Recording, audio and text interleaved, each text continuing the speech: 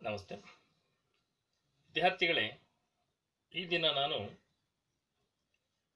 SSLCಯ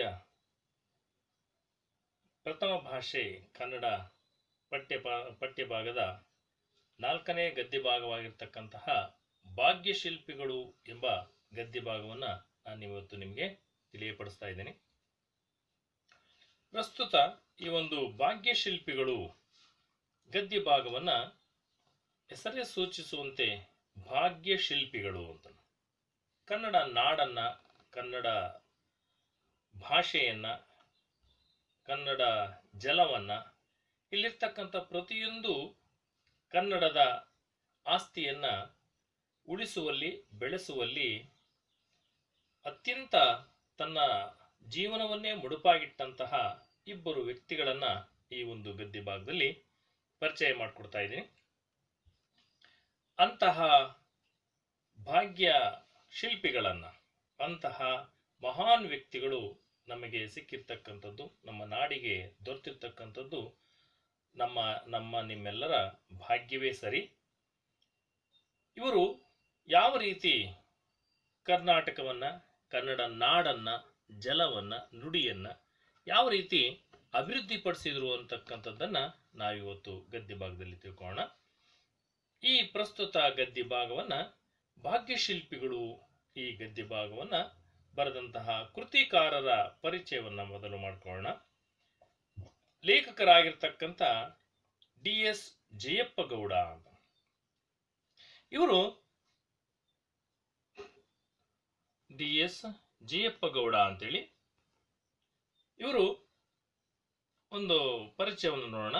1947 ಇವರ ಒಂದು ಕಾಲ. ಇವರ ಕಾಲವನ್ನ ನೀವು ಸುಲಭವಾಗಿ ನೆನಪಿನಲ್ಲಿ ಇಟ್ಕೊಳ್ಬಹುದು. ವಿದ್ಯಾರ್ಥಿಗಳೇ, ನಮಗೆ ನಮ್ಮ ಭಾರತ ದೇಶಕ್ಕೆ ಸ್ವಾತಂತ್ರ್ಯ ಬಂದಂತಹ ವರ್ಷ 1947.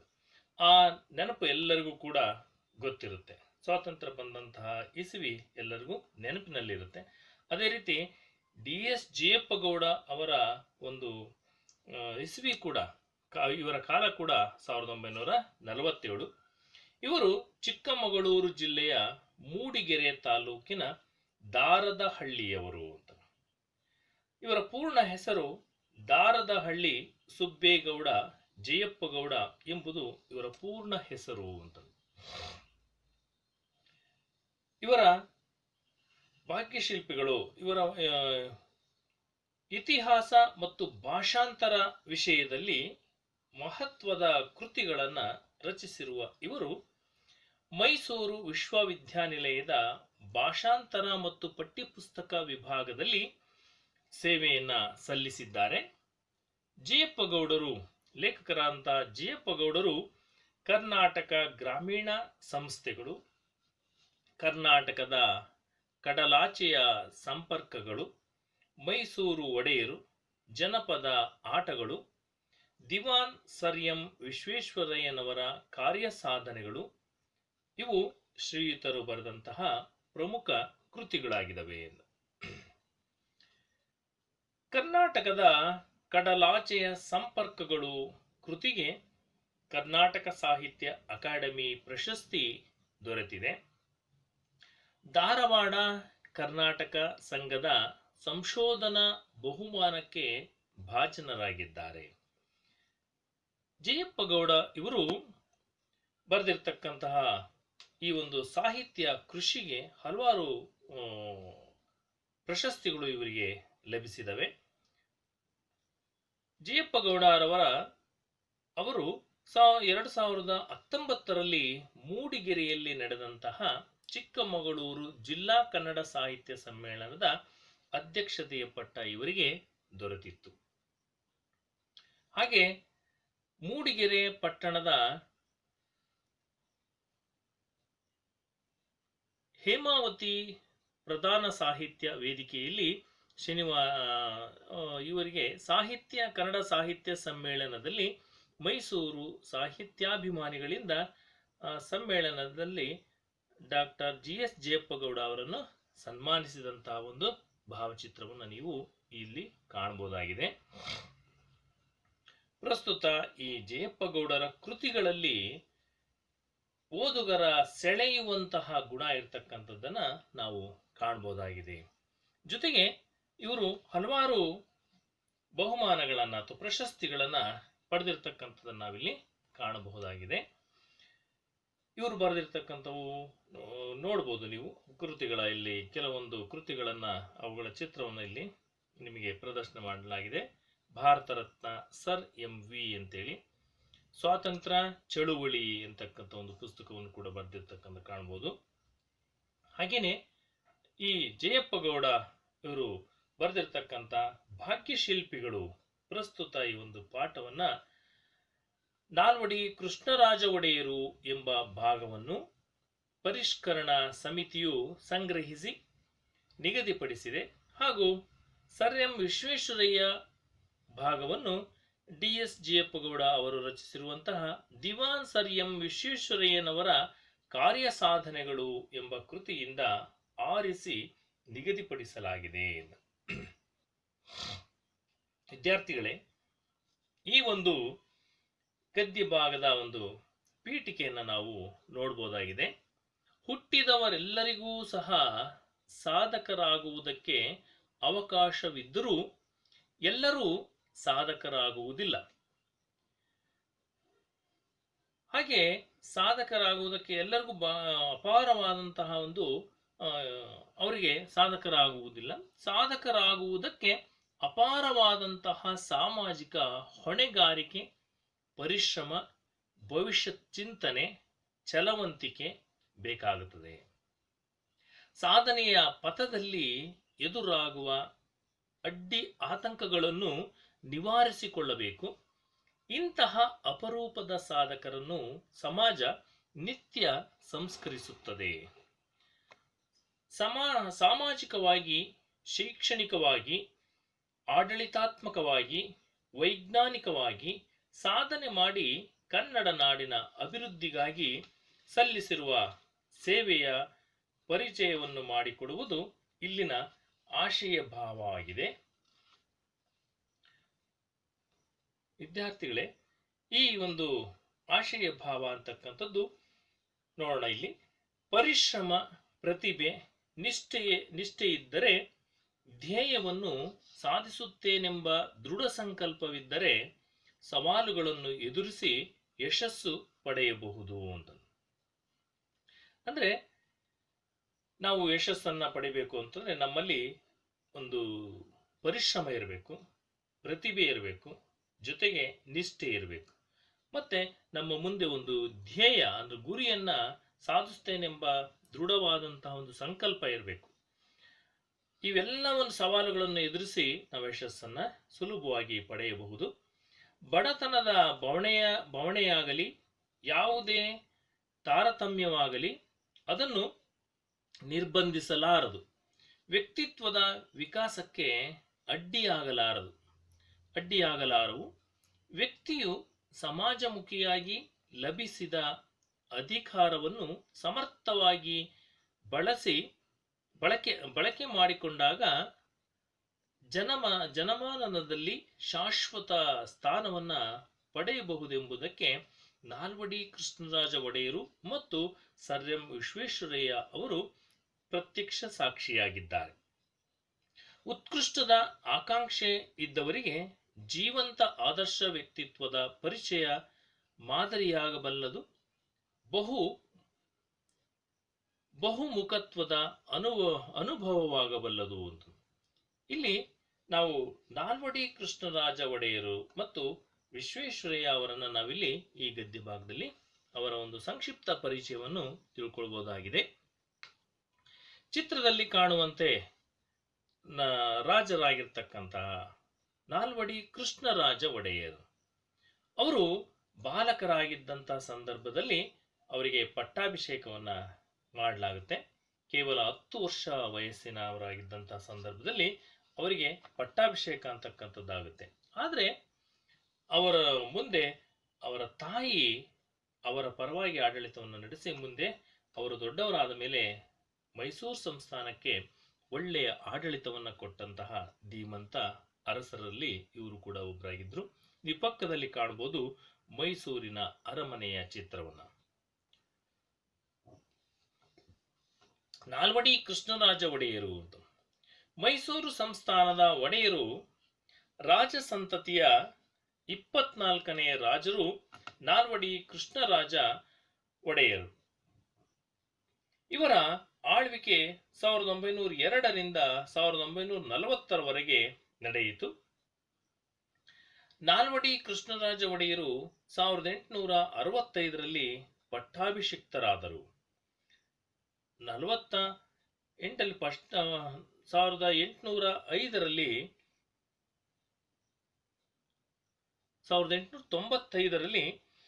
ಪಟ್ಟಾಭಿಷಿಕ್ತರಾದರೂ ಸಹ ಕೇವಲ 10 ವರ್ಷದ ಬಾಲಕರಾಗಿದ್ದುದರಿಂದ ಅವರ ತಾಯಿಯವರಾದಂತಹ ಮಹಾರಾಣಿ ವಾಣಿ ವಿಲಾಸರವರು ರೀಜೆಂಟರಾಗಿ ಅಂದರೆ ಅವರ ಪರವಾಗಿ ಆಡಳಿತದ ನಿರ್ವಹಣೆಯನ್ನ ಮಾಡಿದರು.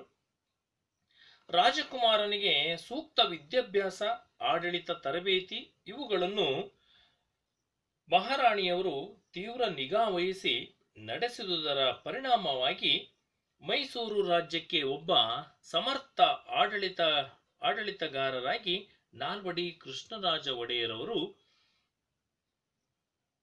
ದೊರಕಿದರು ಅಂತ. ಅಂದ್ರೆ ರಾಣಿ ವಾಣಿ ವಿಲಾಸ ಅವರ ಒಂದು ಪರಿಶ್ರಮದಿಂದಾಗಿ, ಅವರು ನೀಡಿದಂತಹ ಒಂದು ಶಿಕ್ಷಣದಿಂದಾಗಿ ಮೈಸೂರು ಸಂಸ್ಥಾನಕ್ಕೆ ಒಬ್ಬ ಒಳ್ಳೆಯ ಆಡಳಿತಗಾರರು ಸಿಗ್ತಾರೆ. ನೀವು ಚಿತ್ರದಲ್ಲಿ ಕಾಣಬಹುದಾಗಿದೆ. ಇಲ್ಲಿ ಅವರ ತಾಯಿಯಾದಂತಹ ವಾಣಿ ವಿಲಾಸ ಅವರ ಒಂದು ಚಿತ್ರವನ್ನು ನೋಡ್ಬೋದು. ಬಾಲಕರಾಗಿದ್ದಂತಹ ಸಂದರ್ಭದಲ್ಲಿ ಅವರಿಗೆ ಪಟ್ಟಾಭಿಷೇಕ ಆದಾಗ ಆ ಒಂದು ಚಿತ್ರವನ್ನು ಕೂಡ ಅಲ್ಲಿ ಕಾಣಬಹುದಾಗಿದೆ. ಪಕ್ಕದಲ್ಲಿ ಅವರ ಒಂದು ಕುಟುಂಬದ ಚಿತ್ರವನ್ನು ಕೂಡ ಕಾಣಬಹುದಾಗಿದೆ. ಹಾಗಾದ್ರೆ ಈ ನಾಲ್ವಡಿ ಕೃಷ್ಣರಾಜ ಒಡೆಯರು ಅವರ ಆಡಳಿತದಲ್ಲಿ ತಂದಂತಹ ಸುಧಾರಣೆಗಳು ಯಾವ್ಯಾವು ಅನ್ನೋದನ್ನು ನೋಡೋಣ. ಮಾದರಿ ಮೈಸೂರು ಅಂತಕ್ಕಂಥದ್ದು 1902ರ ಆಗಸ್ಟ್ 8ನೇ ತಾರೀಕಿನಿಂದ ಮೈಸೂರು ರಾಜ್ಯದ ನೇರ ಉಸ್ತುವಾರಿ ಕೃಷ್ಣರಾಜ ಒಡೆಯರ ಸುಬರ್ದಿಗೆ ಬಂದಿತು. ಆಗ ದಿವಾನರಾಗಿದ್ದ ಸರ್ ಕೆ ಶೇಷಾದ್ರಿ ಅಯ್ಯರ್ ಅವರ ಸಹಕಾರದೊಡನೆ ಮೈಸೂರು ರಾಜ್ಯದ ಸರ್ವತೋಮುಖ ಅಭಿವೃದ್ಧಿಗೆ ನಾಲ್ವಡಿ ಕೃಷ್ಣರಾಜ ಒಡೆಯರು ಕಂಕಣಬದ್ಧರಾದರು. ಇವರ ಒಂದು ಕಾಲದಲ್ಲಿ ಇಡೀ ಭಾರತ ಖಂಡದಲ್ಲಿ ಯಾವ ಸಂಸ್ಥಾನವೂ ಕಾಣದಂತಹ ಅಭಿವೃದ್ಧಿಯನ್ನ ಮೈಸೂರು ರಾಜ್ಯವು ಇವರ ಕಾಲದಲ್ಲಿ ಇಡೀ ಭಾರತ ಖಂಡದಲ್ಲಿ ಯಾವ ಸಂಸ್ಥಾನವೂ ಸಹ ಕಾಣದಂತಹ ಅಭಿವೃದ್ಧಿಯನ್ನ ಮೈಸೂರು ರಾಜ್ಯವು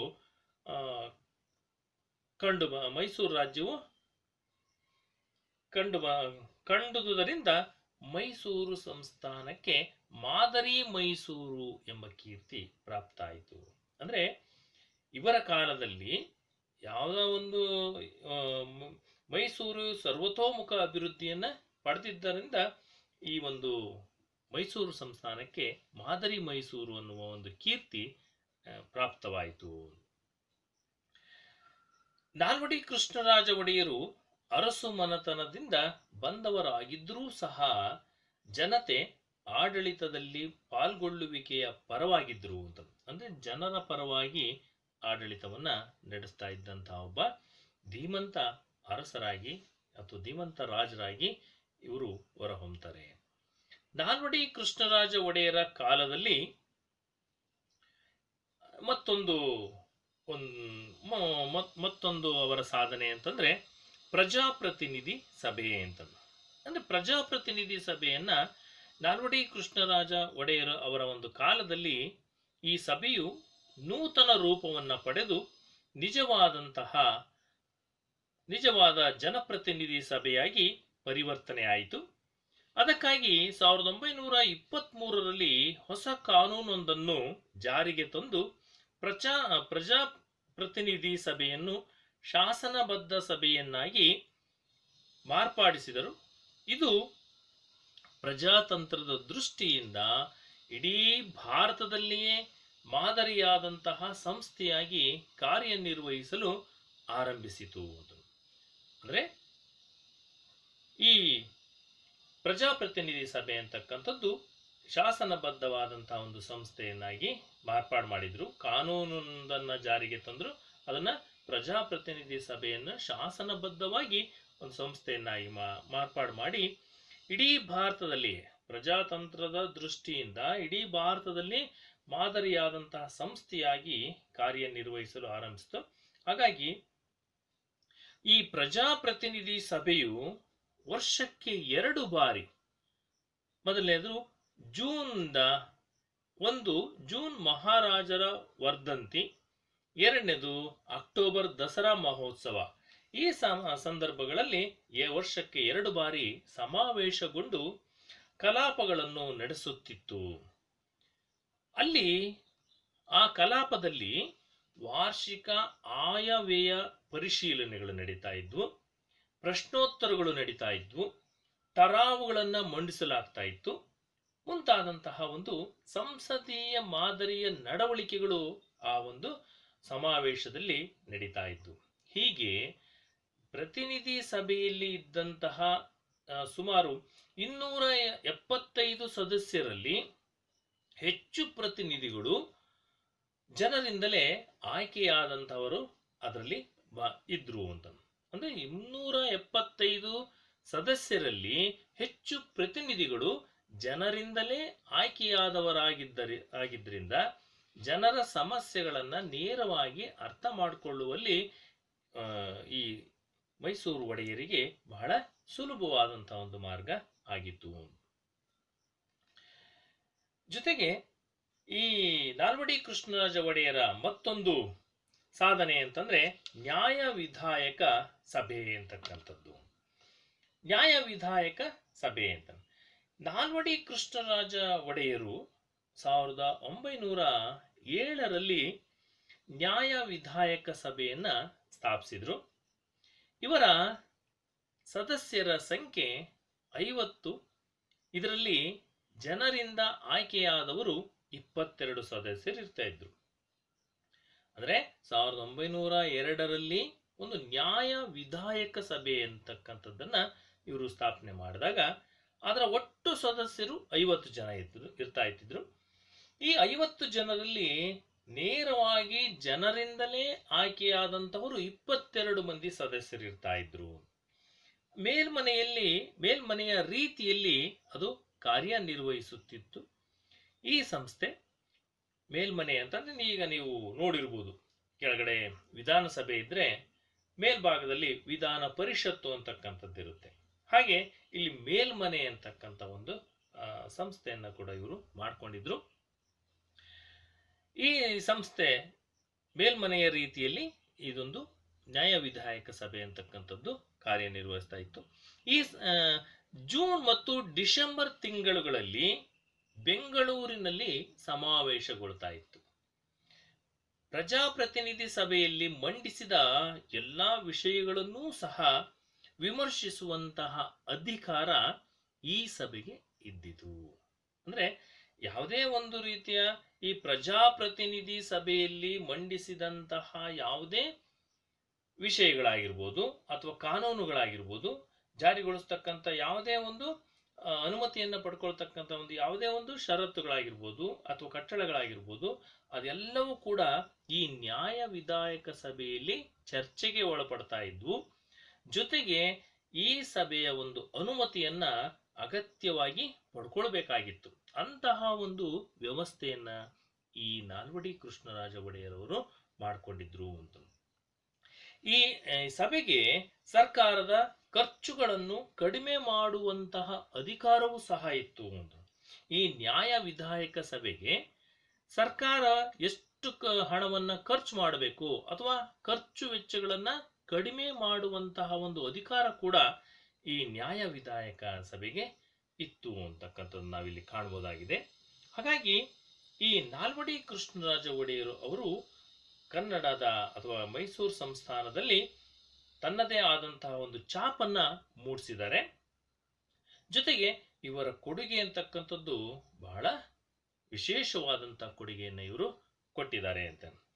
ಸ್ಥಳೀಯ ಸಂಸ್ಥೆ ಹಾಗಾಗಿ ಇನ್ನೂ ಏನೇನು ಕೊಡುಗೆಗಳನ್ನ ಕೊಟ್ಟಿದ್ದಾರೆ ಅಂತಂದು ನೋಡೋದಾದ್ರೆ, ಸ್ಥಳೀಯ ಸಂಸ್ಥೆಗಳನ್ನ ರಚಿಸಿ ಆಡಳಿತ ವಿಕೇಂದ್ರೀಕರಣಕ್ಕೆ ಅನುವು ಮಾಡಿಕೊಟ್ಟರು. ನಗರ ಪಾಲಿಕೆಗಳು ಹಾಗೂ ಗ್ರಾಮ ಪಂಚಾಯಿತಿಗಳು ಕಾರ್ಯನಿರ್ವಹಿಸಲು ಆರಂಭ ಮಾಡಿದವು. ನಗರಸಭೆ ಅಥವಾ ನಗರ ಪಾಲಿಕೆಗಳು ಇಲ್ಲಿ ಕಾರ್ಯಗಳನ್ನು ನಿರ್ವಹಿಸುವುದಕ್ಕೆ ಆರಂಭ ಮಾಡಿದ್ದು, ಜೊತೆಗೆ ಗ್ರಾಮ ಪಂಚಾಯಿತಿಗಳು ಕೂಡ ಕಾರ್ಯವನ್ನು ನಿರ್ವಹಿಸಲು ಪ್ರಾರಂಭ ಮಾಡಿದ್ದು. ಇವರ ಕಾಲದಲ್ಲಿ ಗ್ರಾಮ ನಿರ್ಮಲೀಕರಣ, ಜೊತೆಗೆ ವೈದ್ಯ ಸಹಾಯ, ವಿದ್ಯಾ ಪ್ರಚಾರ, ನೀರಿನ ಸೌಕರ್ಯ, ಪ್ರಯಾಣ ಸೌಲಭ್ಯ ಮುಂತಾದ ಕ್ಷೇತ್ರಗಳು ಸ್ವಯಂ ಆಡಳಿತ ಕ್ಷೇತ್ರಗಳಾದವು. ಮೈಸೂರು ಸಂಸ್ಥಾನವನ್ನ ಮಾದರಿ ಸಂಸ್ಥಾನವನ್ನಾಗಿ ರೂಪಿಸಿದಂಥವರು ಅಂತಂದ್ರೆ ಈ ನಾಲ್ವಡಿ ಕೃಷ್ಣರಾಜ ಒಡೆಯರು. ಹಾಗಾಗಿ ಇವರಿಗೆ ಸಾಮಾಜಿಕ ಕಾನೂನುಗಳ ಹರಿಕಾರ ಎನ್ನುವ ಒಂದು ಹೆಸರು ಕೂಡ ಇವರಿಗೆ ಸಿಕ್ತು. ಜೊತೆಗೆ ಸಾಹಿತ್ಯ, ಸಂಗೀತ, ವಾಸ್ತುಶಿಲ್ಪಗಳ ಅಭಿವೃದ್ಧಿಗೆ ಒತ್ತು ನೀಡಿದರು. ಬೆಂಗಳೂರಿನಲ್ಲಿ ಕನ್ನಡ ಸಾಹಿತ್ಯ ಪರಿಷತ್ತನ್ನು ಸಹ ಪ್ರಾರಂಭಿಸಿದರು ಅಂತ. ಅಂದ್ರೆ ಈ ನಾಲ್ವಡಿ ಕೃಷ್ಣರಾಜ ಒಡೆಯರ್ ಅವರ ಕೊಡುಗೆಗಳು ಅಪಾರವಾಗಿದ್ದು, ಇವರು ಹಲವಾರು ಕೊಡುಗೆಗಳನ್ನು ಕೊಟ್ಟಿದ್ದಾರೆ. ಗ್ರಾಮ ನಿರ್ಮಲೀಕರಣ, ವೈದ್ಯಕೀಯ ಸೌಲಭ್ಯ, ಮತ್ತೆ ಶೈಕ್ಷಣಿಕ ವಿಚಾರಗಳು ಅದನ್ನ ಪ್ರಚಾರ ಮಾಡಿದ್ರು. ನೀರಿನ ಸೌಕರ್ಯವನ್ನು ಒದಗಿಸಿದ್ರು, ಪ್ರಯಾಣದ ಸೌಲಭ್ಯಗಳನ್ನ ಮಾಡಿಕೊಟ್ರು. ಮುಂತಾದಂತಹ ಒಂದು ಕ್ಷೇತ್ರಗಳಲ್ಲಿ ಇವರೇ ಸ್ವಯಂ ಆಡಳಿತ ಕ್ಷೇತ್ರಗಳಾಗಿದ್ವು. ಹಾಗಾಗಿ ಮೈಸೂರು ಸಂಸ್ಥಾನವನ್ನ ಒಂದು ರೀತಿ ಮಾದರಿ ಸಂಸ್ಥಾನವನ್ನಾಗಿ ಮಾರ್ಪಾಟು ಮಾಡುವಲ್ಲಿ ಇವರ ಶ್ರಮ ಬಹಳ ಇತ್ತು. ಹಾಗಾಗಿ ಇವರಿಗೆ ಸಾಮಾಜಿಕ ಕಾನೂನುಗಳ ಹರಿಕಾರ ಅಂತಕ್ಕಂಥ ಒಂದು ಹೆಸರು ಕೂಡ ಇವರಿಗೆ ಸಿಕ್ತು. ಜೊತೆಗೆ ಇವರು ಬೆಂಗಳೂರಿನಲ್ಲಿ ಕನ್ನಡ ಸಾಹಿತ್ಯ, ಸಂಗೀತ, ವಾಸ್ತುಶಿಲ್ಪಗಳ ಒಂದು ಅಭಿವೃದ್ಧಿಗಾಗಿ ಇವರು ಹೆಚ್ಚು ಒತ್ತನ್ನು ಕೊಟ್ಟರು. ಮತ್ತು ಬೆಂಗಳೂರಿನಲ್ಲಿ ಕನ್ನಡ ಸಾಹಿತ್ಯ ಪರಿಷತ್ತನ್ನು ಕೂಡ ಪ್ರಾರಂಭ ಮಾಡಿದ್ರು. ಹಾಗೇನೆ ನೀವು ಚಿತ್ರದಲ್ಲಿ ಕಾಣಬಹುದು, ರೈಲ್ವೆ ಹಳಿಗಳನ್ನ ಅಲ್ಲಿ ಕಾಣಬಹುದಾಗಿದೆ. ವಿದ್ಯಾರ್ಥಿಗಳೇ, ನಾಲ್ವಡಿ ಕೃಷ್ಣರಾಜ ಒಡೆಯರವರು ಮೈಸೂರು, ಅರಸೀಕೆರೆ, ಬೆಂಗಳೂರು, ಚಿಕ್ಕಬಳ್ಳಾಪುರ, ಚಿಕ್ಕಜಾಜೂರು, ಚಿತ್ರದುರ್ಗ, ನಂಜನಗೂಡು, ಚಾಮರಾಜನಗರ, ತರೀಕೆರೆ, ಶಿವಮೊಗ್ಗ, ಆನಂದಪುರ ಈ ಎಲ್ಲಾ ರೈಲು ಮಾರ್ಗಗಳನ್ನ 1931ರ ವೇಳೆಗೆ ಪೂರೈಸಲಾಯಿತು ಅಂತ.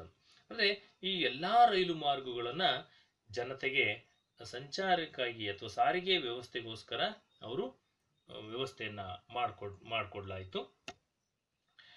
ಈ ನಾಲ್ವಡಿ ಕೃಷ್ಣರಾಜ ಒಡೆಯರವರು 1900ರಲ್ಲಿಯೇ ಶಿವನ ಸಮುದ್ರದ ಬಳಿ ಒಂದು ಕಾವೇರಿ ನದಿಯಿಂದ ಜಲ ವಿದ್ಯುತ್ ಉತ್ಪಾದನಾ ಕೇಂದ್ರವನ್ನ ಪ್ರಾರಂಭ ಮಾಡಿದ್ರು. ಇದು ಭಾರತ ಮಾತ್ರವಲ್ಲ, ಏಷ್ಯಾ ಖಂಡದಲ್ಲೇ ಮೊದಲ ಜಲ ವಿದ್ಯುತ್ ಯೋಜನೆ ಅಂತಕ್ಕಂಥ ಒಂದು ಯೋಜನೆಯಾಗಿ ರೂಪುಗೊಂಡಿತು ಅಂತ. ಇದರ ಒಂದು ಕೀರ್ತಿ ಕೂಡ ಈ ನಾಲ್ವಡಿ ಕೃಷ್ಣರಾಜ ಒಡೆಯರವರಿಗೆ ಸಲ್ಲಬೇಕಾಗಿದೆ. ವಿದ್ಯಾರ್ಥಿಗಳೇ, ನೀವು ಈ ಒಂದು ಚಿತ್ರದಲ್ಲಿ ಕಾಣ್ತಕ್ಕಂತಹ ಒಂದು ಅಣೆಕಟ್ಟನ್ನು ನೀವು ಕಾಣಬಹುದು. 1907ರಲ್ಲಿ ವಾಣಿ ವಿಲಾಸ ಸಾಗರ ಅಂತಕ್ಕಂತಹ ಒಂದು ಅಣೆಕಟ್ಟನ್ನ ಕಟ್ಟಲಾಯಿತು. ಅಲ್ಲಿ ಮಾರಿಕಣಿವೆ ಎನ್ನುವ ಒಂದು ಸ್ಥಳದಲ್ಲಿ ವಾಣಿ ವಿಲಾಸ ಸಾಗರ ಅಂತಕ್ಕಂಥ ಅಲ್ಲಿ ಒಂದು ಜಲಾಶಯವನ್ನ ಕಟ್ಟಲಾಯಿತು. ಇದರ ವಿಶೇಷ ಏನಪ್ಪಾ ಅಂತಂದ್ರೆ, ಇದಕ್ಕೆ ಹೆಸರು ಕೂಡ ವಾಣಿ ವಿಲಾಸ ಅಂತಕ್ಕಂಥ ಒಂದು ಹೆಸರನ್ನು ನೀಡಲಾಗಿದೆ. ಅಂದ್ರೆ ನಾಲ್ವಡಿ ಕೃಷ್ಣರಾಜ ಒಡೆಯರ ಒಂದು ತಾಯಿಯ ಹೆಸರನ್ನ ಈ ಒಂದು ಡ್ಯಾಮ್ಗೆ ಅಥವಾ ಈ ಒಂದು ಅಣೆಕಟ್ಟಿಗೆ ಇಡಲಾಯಿತು. ಇದರ ವಿಶೇಷ ಏನಪ್ಪಾ ಅಂತಂದ್ರೆ, ಈ ಅಣೆಕಟ್ಟಿನಲ್ಲಿ ಸಂಗ್ರಹವಾದಂತಹ ನೀರು ಆ ಬೆಟ್ಟದ ತುದಿಯಲ್ಲಿ ನಿಂತು ನೋಡಿದರೆ ನಮ್ಮ ಭಾರತ ದೇಶದ ನಕಾಶೆಯಂತೆ ಅದು ಕಾಣುವ ರೀತಿಯಲ್ಲಿ ಆ ನೀರು ಸಂಗ್ರಹ ಆಗ್ತಾ ಇತ್ತು. ಇದು ಒಂದು ವಿಶೇಷ ಆಗಿದೆ. ಜೊತೆಗೆ ನಾಲ್ವಡಿ ಕೃಷ್ಣರಾಜ ಒಡೆಯರ್ ಅವರು 1911ರಲ್ಲಿ ಕೃಷ್ಣರಾಜ ಸಾಗರ ಇವರ ಬೃಹತ್ ಮುಂಚಾವಣಿಯ ಮುಂಚಾವಣಿಯ ಒಂದು ಕೊಡುಗೆ ಆಗಿದೆ ಅಂತ. ಅಂದ್ರೆ ಇವರ ಒಂದು ಮುಂಕಾಣಿಕೆಯ ಮುಂಕಾಣಿಕೆ ಅಂದ್ರೆ ಮುಂದಿನ ಒಂದು ಕಾಣಿಕೆಯಾಗಿ ಕೊಡುಗೆಯಾಗಿ ಕೊಟ್ಟಿದ್ದಾರೆ. ಕೃಷ್ಣರಾಜ ಸಾಗರ ಅಣೆಕಟ್ಟು KRS ಅಂತ ಕೇಳಿರ್ಬೋದು, ನೀವು ನೋಡಿರ್ಬೋದು. ಈ ಒಂದು ಅಣೆಕಟ್ಟು ಕೂಡ ಕನ್ನಂಬಾಡಿ ಕಟ್ಟೆ ಅಂತಕ್ಕಂಥದ್ದನ್ನು ನಾವು ಕೇಳಿರ್ಬೋದು ಅಥವಾ ನೋಡಿರ್ಬೋದು. ಇದು ಕೂಡ ನಾಲ್ವಡಿ ಕೃಷ್ಣರಾಜ ಒಡೆಯರವರ ಒಂದು ಕೊಡುಗೆ ಆಗಿದೆ. ಈ ನಾಲ್ವಡಿ ಕೃಷ್ಣರಾಜ ಒಡೆಯರವರ ಕೊಡುಗೆಗಳು ಇನ್ನೂ ಅಪಾರವಾಗಿದ್ದಾವೆ. ಪ್ರಾಥಮಿಕ ಮತ್ತು ಮಾಧ್ಯಮಿಕ ವಿದ್ಯಾಭ್ಯಾಸವನ್ನು ಉಚಿತವಾಗಿ ಮತ್ತು ಕಡ್ಡಾಯವಾಗಿ ಪ್ರಾರಂಭಿಸಲಾಯಿತು. ನಾಡಿನಲ್ಲೇ ಮೊಟ್ಟ ಮೊದಲ ವಿದ್ಯಾಲಯವಾದ ಮೈಸೂರು ವಿದ್ಯಾಲಯವನ್ನು ಸ್ಥಾಪಿಸಿದ ಒಂದು ಕೀರ್ತಿ ನಾಲ್ವಡಿ ಕೃಷ್ಣರಾಜ ಒಡೆಯರವರಿಗೆ ಸಲ್ಲುತ್ತದೆ. 270 ಉಚಿತ ಆಸ್ಪತ್ರೆಗಳು ಕಾರ್ಯಾರಂಭ ಮಾಡಿದವು ಇವರ ಕಾಲದಲ್ಲಿ. ವಾಣಿಜ್ಯ ಕ್ಷೇತ್ರದಲ್ಲಿ ಮೈಸೂರು ಬ್ಯಾಂಕಿನ ಸ್ಥಾಪನೆ ಅಂತಕ್ಕಂಥದ್ದು ಆರ್ಥಿಕ ಅಭಿವೃದ್ಧಿಯ ಒಂದು ಸಂಕೇತ ಆಗಿದೆ. ಅವರ ಒಂದು ಕಾಲದಲ್ಲಿ ಪ್ರಾರಂಭ ಮಾಡಿರ್ತಕ್ಕಂಥದ್ದನ್ನು ನಾವು ಕಾಣಬಹುದಾಗಿದೆ. 1906ರಲ್ಲಿ ಸಹಕಾರ ಸಂಘಗಳನ್ನ ಸ್ಥಾಪಿಸಲಾಯಿತು ಅಂತ. ಜೊತೆಗೆ ಈ ನಾಲ್ವಡಿ ಕೃಷ್ಣರಾಜ ಒಡೆಯರವರ ಕಾಲದಲ್ಲಿ ಜಾರಿ ಮಾಡಿದಂತಹ ಸಾಮಾಜಿಕ ಕಾನೂನುಗಳು ಯಾವ್ಯಾವು ಅನ್ನೋದನ್ನು ನೋಡೋದಾದ್ರೆ, 1909ರಲ್ಲಿ ದೇವದಾಸಿ ಪದ್ಧತಿ ಅಂತಕ್ಕಂಥ ದೇವದಾಸಿ ಪದ್ಧತಿ ನಿಷೇಧವನ್ನ ಮಾಡ್ತಕ್ಕಂಥ ಒಂದು ಕಾನೂನು ಜಾರಿಗೆ ತಂದ್ರು. ಜೊತೆಗೆ 1910ರಲ್ಲಿ ಬಸವಿ ಪದ್ಧತಿಯನ್ನ ರದ್ದತಿ ಮಾಡುವಂತಹ ಒಂದು ಕಾನೂನನ್ನು ತಂದ್ರು. ಗೆಜ್ಜೆ ಪೂಜೆ ಪದ್ಧತಿಯನ್ನ ಸಂಪೂರ್ಣ ನಿರ್ಮೂಲನೆ ಮಾಡುವಂತಹ ನಿಟ್ಟಿನಲ್ಲಿ ಒಂದು ಕಾನೂನನ್ನ 1900 ಕಾನೂನನ್ನು ಜಾರಿಗೊಳಿಸಿರು. ಮತ್ತೆ 1936ರಲ್ಲಿ ವೇಶ್ಯಾವೃತ್ತಿ ತಡೆಗಟ್ಟುವ ಕಾಯ್ದೆಯನ್ನು ಜಾರಿಗೆ ತಂದ್ರು. ವಿಧವಾ ಮರು ವಿವಾಹ ಕಾಯ್ದೆ ಜಾರಿಗೆ ಬಂತು ಇವರ ಕಾಲದಲ್ಲಿ.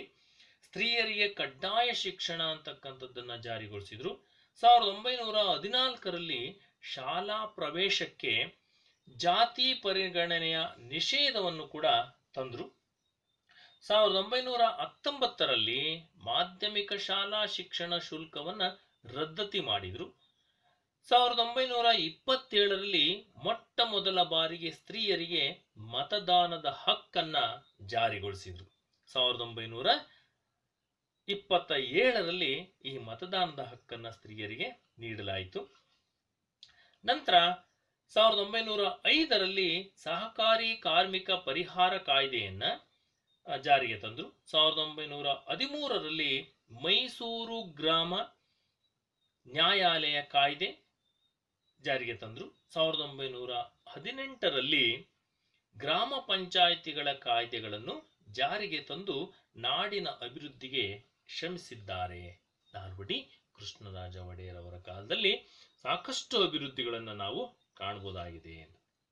ಮಕ್ಕಳೇ, ಇದಿಷ್ಟು ನಾಲ್ವಡಿ ಕೃಷ್ಣರಾಜ ಒಡೆಯರವರ ಕಾಲದಲ್ಲಿ ಆದಂತಹ ಒಂದು ಅಭಿವೃದ್ಧಿ ಕಾರ್ಯಗಳು ಅಂತ.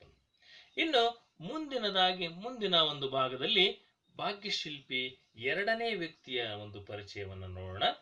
ಈಗ ಮೊದಲನೇ ವ್ಯಕ್ತಿ ನಾಲ್ವಡಿ ಕೃಷ್ಣರಾಜ ಒಡೆಯರಾದ್ರೆ ಅವರಿಗೆ ಬೆಂಗಾವಲಾಗಿ ಹೆಗಲಿಗೆ ಹೆಗಲು ಕೊಟ್ಟು ದುಡಿದಂತಹ ಮತ್ತೊಬ್ಬ ಮಹನೀಯರಲ್ಲಿ ಈ ಸರ್ ಎಂ ವಿಶ್ವೇಶ್ವರಯ್ಯ ಅವರು ಕೂಡ ಒಬ್ಬರಾಗಿದ್ದಾರೆ. ಈ ವಿಶ್ವೇಶ್ವರಯ್ಯನವರು ಸರ್ ಎಂ ವಿಶ್ವೇಶ್ವರಯ್ಯ ಅಂತಕ್ಕಂಥದ್ದು, ಈ ವಿಶ್ವೇಶ್ವರಯ್ಯನವರಿಗೆ ಹೆಸರೇ ಹೇಳುವ ಹಾಗೆ ವಿಶ್ವ ಈಶ್ವರ ಅಂತ, ಅಂದ್ರೆ ಜಗತ್ತಿಗೆ ಒಬ್ಬ ಒಡೆಯನ ರೀತಿಯಲ್ಲಿ ಇವರ ಕಾರ್ಯ ಸಾಧನೆಗಳಾಗಿದ್ವು. ಇವರಿಗೆ ಸಿಕ್ಕಂತಹ ಬಹುದೊಡ್ಡ ಭಾರತ ಸರ್ಕಾರ ಕೊಟ್ಟಿರ್ತಕ್ಕಂಥದ್ದು ಭಾರತ ರತ್ನ ಅಂತಕ್ಕಂಥದ್ದು ಇವರ ಹೆಸರಿಗೆ ಸೂಕ್ತವಾದಂತಹ ಒಂದು ಪ್ರಶಸ್ತಿಯಾಗಿದೆ. ಸರ್ ಎಂ ವಿಶ್ವೇಶ್ವರಯ್ಯ, ಬನ್ನಿ ಪರಿಚಯ ಮಾಡ್ಕೊಳ್ಳೋಣ. ಅವರ ಕಾರ್ಯ ಸಾಧನೆಗಳ ಬಗ್ಗೆ ತಿಳ್ಕೊಳ್ಳೋಣ. ದುರದೃಷ್ಟವಶಾತ್ ಭಾರತೀಯರಾದ ನಾವು ಹೆಚ್ಚು ಮಾತನಾಡುವವರು ಮತ್ತು ನುಡಿದಂತೆ ನಡೆಯಲಾರದವರೆಂಬ ದೂಷಣೆಗೆ ಒಳಗಾಗಿದ್ದೇವೆ. ತಾವು ಈ ಮಾತಿಗೆ ಬಹುದೊಡ್ಡ ರೀತಿಯಲ್ಲಿ ಹೊರತಾಗಿದ್ದೀರಿ. ತಾವು ಕಡಿಮೆ ಮಾತನಾಡಿದ್ದೀರಿ, ಹೆಚ್ಚು ಕೆಲಸ ಮಾಡಿದ್ದೀರಿ, ಅದನ್ನು ನಾವು ತಮ್ಮಿಂದ ಕಲಿಯೋಣ ಎಂದು ಪಂಡಿತ ಜವಾಹರ್ಲಾಲ್ ನೆಹರು ಅವರು ಬೆಂಗಳೂರಿನಲ್ಲಿ ನಡೆದಂತಹ ವಿಶ್ವೇಶ್ವರಯ್ಯ ಅವರ ಶತಮಾನೋತ್ಸವ ಸಮಾರಂಭದಲ್ಲಿ ಅವರ ಬಗ್ಗೆ ಈ ರೀತಿ ನುಡಿತಾರೆ. ಜವಾಹರ್ಲಾಲ್ ನೆಹರು ಅವರು ವಿಶ್ವೇಶ್ವರಯ್ಯ ಅವರನ್ನ ಕಂಡಾಗ, ಅಂದ್ರೆ ಅವರ ಜನ್ಮ ಶತಮಾನೋತ್ಸವ ದಿನಾಚರಣೆಯ ಅಂಗವಾಗಿ ಇದ್ದಂತಹ ಒಂದು ಸಮಾರಂಭದಲ್ಲಿ ಅವರಿಗೆ ಹೇಳ್ತಕ್ಕಂಥ ಮಾತು ಅಂದ್ರೆ, ಭಾರತೀಯರು ಬಹಳ ಮಾತಾಡ್ತಾರೆ, ಕೆಲಸ ಮಾಡೋದಿಲ್ಲ ಎನ್ನುವ ಒಂದು ನಿಷ್ಠುರದ ವಾಣಿಯನ್ನ ಎಲ್ಲರೂ ಎಲ್ಲ ಕಡೆಗೂ ಅದು ಪ್ರಚಲಿತವಾಗಿತ್ತು. ಆದರೆ ಇದಕ್ಕೆ ತದ್ವಿರುದ್ಧವಾಗಿ ನೀವು ಕಡಿಮೆ ಮಾತನಾಡಿದ್ದೀರಿ, ಹೆಚ್ಚು ಕೆಲಸ ಮಾಡಿದ್ದೀರಾ ಅಂತಂದೇಳಿ ಅವರನ್ನು ಹೊಗಳಿ, ಸರ್ ಎಂ ವಿಶ್ವೇಶ್ವರಯ್ಯ ಅವರನ್ನು ಹೊಗಳಿ ಹೇಳಿದಂತ ಮಾತು ಯಾರು? ನೆಹರೂರವರು ಹೇಳಿದಂತ ಒಂದು ಮಾತಾಗಿತ್ತು. ಇನ್ನು ವಿಶ್ವೇಶ್ವರಯ್ಯನವರು ಇವರ ಈ ಒಂದೊಂದು ಮಾತುಗಳು ಕೂಡ ಅವರ ಒಂದು ವಿಶ್ವೇಶ್ವರಯ್ಯನವರಿಗೆ ಅಕ್ಷರಃ ಸಲ್ತಾ ಇದ್ವು. ಇವರು ಭಾರತದ ಆಧುನಿಕತೆಯ ಹರಿಕಾರರಾಗಿದ್ರು. ವಾಸ್ತವ ಚಿಂತನೆ, ನಿಸ್ವಾರ್ಥ ನಡತೆ, ಸುಸಂಗತ ವೈಜ್ಞಾನಿಕ ದೃಷ್ಟಿ, ಯೋಜನೆ ಮತ್ತು ದಕ್ಷ ಆಡಳಿತದ ತಳಹದಿಯ ಮೇಲೆ ಹೊಸ ರಾಷ್ಟ್ರ ನಿರ್ಮಿಸಲು ಮುಂದಾದರು. ಅಂದ್ರೆ ಈ ವಿಶ್ವೇಶ್ವರಯ್ಯ ಅವರು ಹೇಳಿದ, ನೆಹರೂರವರು ಹೇಳಿದ ಒಂದೊಂದು ಮಾತುಗಳು ಸಹ ಅವರಿಗೆ ಅಕ್ಷರಃ ಸಲ್ತಾ ಇದ್ವು. ಇವರು ಭಾರತದ ಆಧುನಿಕತೆಗೆ ಒಬ್ಬ ಹರಿಕಾರರಾಗಿ ವಾಸ್ತವ ರೀತಿಯಲ್ಲಿ ಚಿಂತನೆಯನ್ನು ಮಾಡ್ತಾ ನಿಸ್ವಾರ್ಥ ಮನೋಭಾವದಿಂದ ಇವರು ವೈಜ್ಞಾನಿಕ ದೃಷ್ಟಿಕೋನದಿಂದ ಹೊಸ ಹೊಸ ಯೋಜನೆಗಳನ್ನು, ದಕ್ಷ ಆಡಳಿತವನ್ನು ಕೊಟ್ಟಂತಹ ಒಬ್ಬ ಧೀಮಂತ ವ್ಯಕ್ತಿಯಾಗಿದ್ರು ವಿಶ್ವೇಶ್ವರಯ್ಯ ಅವರಾಗಿದ್ದರು. ವಿಶ್ವೇಶ್ವರಯ್ಯ ಅವರು ಕ್ರಿಸ್ತ ಶಕ 1860ರಲ್ಲಿ ಸೆಪ್ಟೆಂಬರ್ 15ರಂದು ಶ್ರೀನಿವಾಸ ಶಾಸ್ತ್ರಿ ಮತ್ತು ವೆಂಕಟಲಕ್ಷ್ಮಮ್ಮ ಅವರ ಎರಡನೆಯ ಮಗನಾಗಿ ಜನಿಸ್ತಾರೆ. ಇವರ ಪೂರ್ವಜರು ಮೂಲತಃ ಕರ್ನೂಲು ಜಿಲ್ಲೆ ಗಿಡ್ಡಲೂರು ತಾಲೂಕಿನ ಮೋಕ್ಷಗುಂಡಂ ಅಗ್ರಹಾರಕ್ಕೆ ಸೇರಿದವರು. ಕಾರಣಾಂತರದಿಂದ ಕರ್ನಾಟಕಕ್ಕೆ ವಲಸೆ ಬಂದು ಅಲ್ಲಿ ಚಿಕ್ಕಬಳ್ಳಾಪುರ ಸಮೀಪದಲ್ಲಿರ್ತಕ್ಕಂತಹ ಮುದ್ದೇನಹಳ್ಳಿಯಲ್ಲಿ ನೆಲೆಸ್ತಾರೆ. ಮೊದಲಿನಿಂದಲೂ ಅವರ ಒಂದು ಮನೆತನಕ್ಕೆ ಮೋಕ್ಷಗುಂಡಂ ಎಂಬ ಒಂದು ಅವರ ಮೂಲ ಸ್ಥಳದ ಹೆಸರು ಸೇರ್ಕೊಂಡಿತ್ತು. ವೆಂಕಟಲಕ್ಷ್ಮಮ್ಮ ಅವರಿಗೆ ಮಕ್ಕಳು ಹೆಚ್ಚು ಓದಿ ದೊಡ್ಡ ವ್ಯಕ್ತಿಗಳಾಗಬೇಕೆಂಬ ಹಂಬಲ ಇತ್ತು. ಅದಕ್ಕಾಗಿ ಸಂಸಾರವನ್ನ ಚಿಕ್ಕಬಳ್ಳಾಪುರಕ್ಕೆ ಸ್ಥಳಾಂತರ ಮಾಡಿಕೊಂಡ್ರು. ಅಂದ್ರೆ ಮಕ್ಕಳ ಓದಿಗಾಗಿ ಅವರು ತನ್ನ ಕುಟುಂಬವನ್ನ ಅಲ್ಲಿ ಚಿಕ್ಕಬಳ್ಳಾಪುರಕ್ಕೆ ಸ್ಥಳಾಂತರ ಮಾಡಿಕೊಂಡ್ರು. ಅಲ್ಲಿಂದ ವಿಶ್ವೇಶ್ವರಯ್ಯನವರು ಅವರ ಒಂದು ಪ್ರಾರಂಭಿಕ ಶಿಕ್ಷಣ ಚಿಕ್ಕಬಳ್ಳಾಪುರದಲ್ಲಿ ನಡೆಯುತ್ತೆ.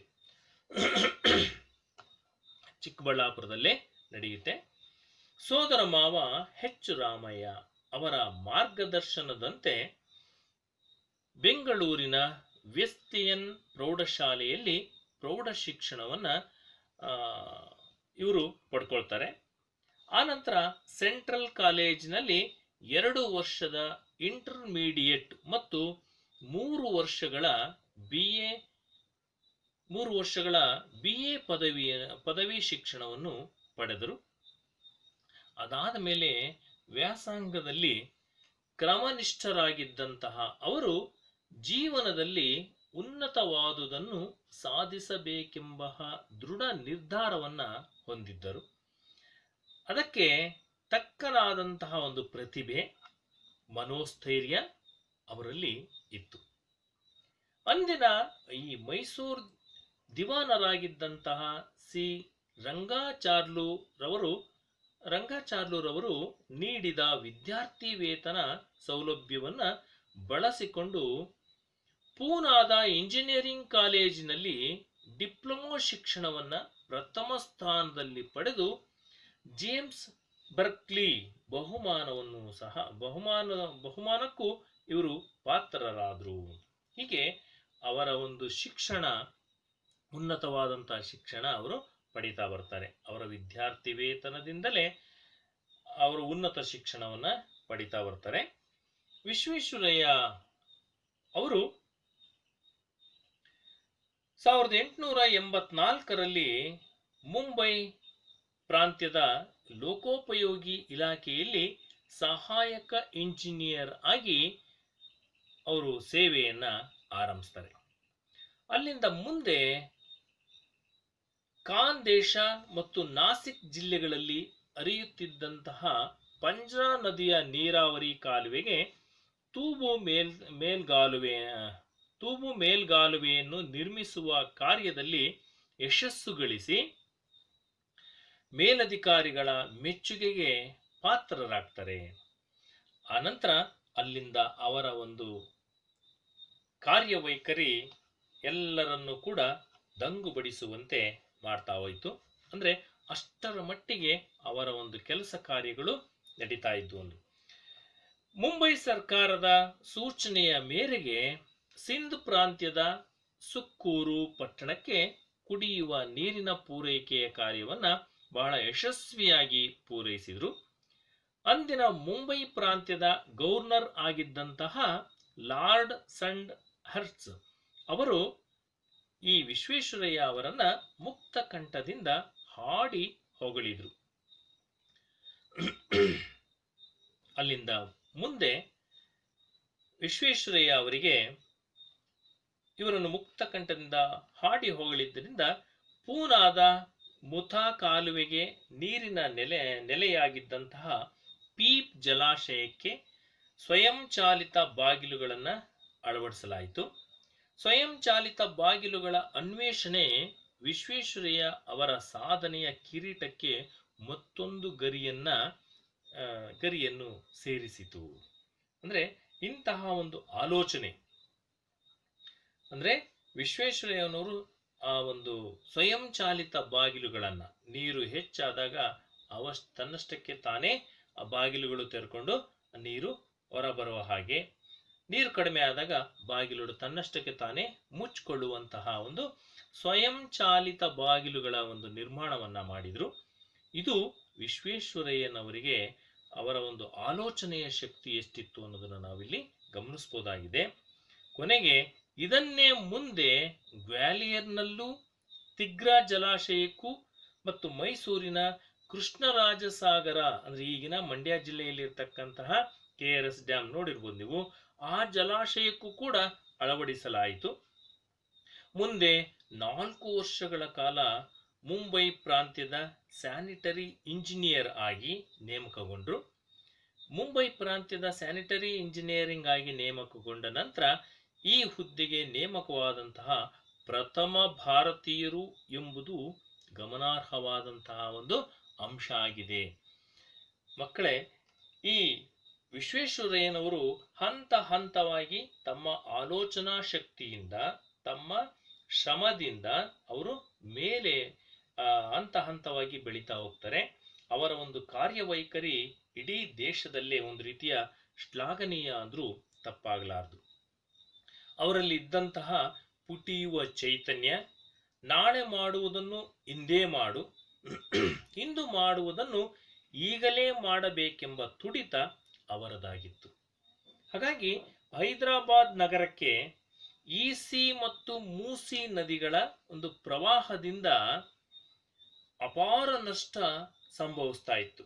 ಅಂದ್ರೆ ಹೈದರಾಬಾದ್ ನಗರದ ಮಧ್ಯಭಾಗದಲ್ಲಿ ಈಸಿ ಮತ್ತು ಮೂಸಿ ಎಂಬ ನದಿಗಳು ಹರಿತಾ ಇದ್ದು, ನಗರವನ್ನು ಸೀಳಿಕೊಂಡು ನದಿಗಳು ಹರಿತಾ ಇದ್ದು. ಈ ಎರಡೂ ನದಿಗಳು ಪ್ರವಾಹದಿಂದ ಉಕ್ಕಿ ಹರಿದಾಗ ಅಪಾರವಾದಂತಹ ನಷ್ಟ ಹೈದರಾಬಾದ್ ನಗರಕ್ಕೆ ಆಗ್ತಾ ಇತ್ತು. ಅದನ್ನು ತಡೆಯಲು ಸುಮಾರು ಎರಡೂ ನದಿಗಳಿಗೂ ಏನ್ ಮಾಡಿದ್ರು, ಪ್ರತ್ಯೇಕ ಜಲಾಶಯ ನಿರ್ಮಿಸುವುದರ ಮೂಲಕ ಸಮಸ್ಯೆಯನ್ನ ಬಹಳ ಸುಲಭವಾಗಿ ಅವರು ಬಗೆಹರಿಸಿದ್ರು.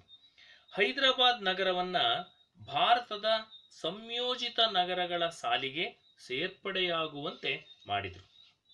ಹಾಗಾಗಿ ಅಲ್ಲಿಂದ ವಿಶ್ವೇಶ್ವರಯ್ಯ ಅವರ ಒಂದು ಕಾರ್ಯವೈಖರಿ ಇನ್ನೂ ಹೆಚ್ಚಾಗ್ತಾ ಬಂತು. ವಿಶ್ವೇಶ್ವರಯ್ಯ ಅವರು 3 ವರ್ಷಗಳ ಕಾಲ ಮೈಸೂರು ಸಂಸ್ಥಾನದಲ್ಲಿ ಮುಖ್ಯ ಇಂಜಿನಿಯರ್ ಆಗಿ ಕಾರ್ಯನಿರ್ವಹಿಸಿದರು. ಅಲ್ಲಿ ಕಾವೇರಿ ನದಿಗೆ ಕನ್ನಂಬಾಡಿ ಜಲಾಶಯವನ್ನ ನಿರ್ಮಾಣ ಮಾಡಿದರು. ಆನಂತರ ನಿರ್ಮಾಣ ಯೋಜನೆ ಪ್ರಾರಂಭ ಮಾಡಿದರು. ರೈಲು ಮಾರ್ಗಗಳ ವಿಸ್ತರಣೆಗೆ ಕ್ರಮವನ್ನ ತೆಗೆದುಕೊಂಡ್ರು. ತಾಂತ್ರಿಕ ಶಿಕ್ಷಣದ ಅಭಿವೃದ್ಧಿಗೆ ಯೋಜನೆಯನ್ನ ರೂಪಿಸಿದ್ರು. ಜೊತೆಗೆ ಮಾರಿಕಣಿವೆ ಜಲಾಶಯದ ನೀರು ಹಂಚಿಕೆಯ ಪುನರ್ ವ್ಯವಸ್ಥೆಯನ್ನು ಕೂಡ ಅವರು ಮಾಡಿದರು. ಸಣ್ಣ ನೀರಾವರಿ ವ್ಯವಸ್ಥೆಗೆ ಮರುಜೀವ, ಇವೆಲ್ಲ ಅವರ ಒಂದು ಅಭಿವೃದ್ಧಿ ಕಾರ್ಯಗಳ ಕುರುಹುಗಳಾಗಿವೆ. ಮೈಸೂರು ಸಂಸ್ಥಾನದ ಮಹಾರಾಜರಾಗಿದ್ದಂತಹ ಮೈಸೂರು ಸಂಸ್ಥಾನದ ನೀವು ಚಿತ್ರದಲ್ಲಿ ನೋಡಬಹುದು. KRS ಕನ್ನಂಬಾಡಿ ಜಲಾಶಯದ ನೀರಿನ ಹೊರಹರಿವನ್ನ ಇಲ್ಲಿ ಚಿತ್ರದಲ್ಲಿ ನಾವು ಕಾಣಬಹುದಾಗಿದೆ. ಹಾಗೇನೆ ಅವರು ಸಾಧಿಸಿದಂತಹ ಸಾಧನೆಗಳ ಒಂದು ಚಿತ್ರಗಳನ್ನ ಇವನ್ನ ನಾವಿಲ್ಲಿ ಕಾಣಬಹುದಾಗಿದೆ. ನಂತರ ಅವರ ಯೋಜನೆಗಳು, ಇನ್ನೂ ಹಲವಾರು ಯೋಜನೆಗಳನ್ನು ನಾವಿಲ್ಲಿ ಕಾಣಬಹುದು. ಚಿತ್ರದಲ್ಲಿ ಸಣ್ಣ ಈ ಒಂದು ಭಾವಚಿತ್ರದಲ್ಲಿ ಅವರ ಕಾರ್ಯ ಸಾಧನೆಗಳನ್ನು ನಾವಿಲ್ಲಿ ಗಮನಿಸಬಹುದಾಗಿದೆ. ಕೃಷ್ಣರಾಜಸಾಗರ ಜಲಾಶಯ,